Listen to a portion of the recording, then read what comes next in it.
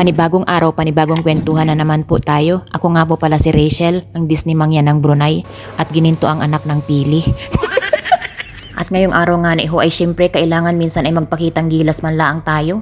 At para naman makita ng CCTV tayo ay aktibo pag minsan, di ba ga?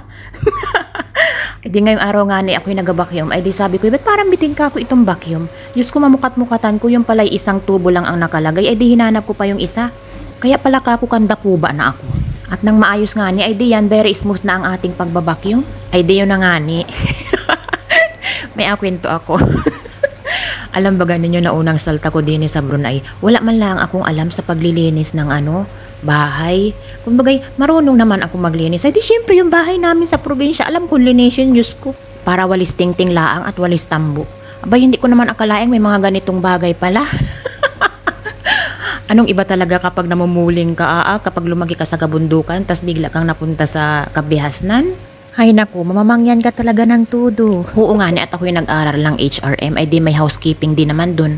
Diyos ko, siyempre iba yung mga writing at saka yung mga lecture kaysa sa actual na pag-aaral talaga. At gawa naman nung kami nag-OJT ay ako naman ay sa canteen ako na-assign, di sa mga more on serving, ganyan ako na-assign. Di ganon lang ang mga na-practice ko, tapos yung sa mga table settings, ganyan.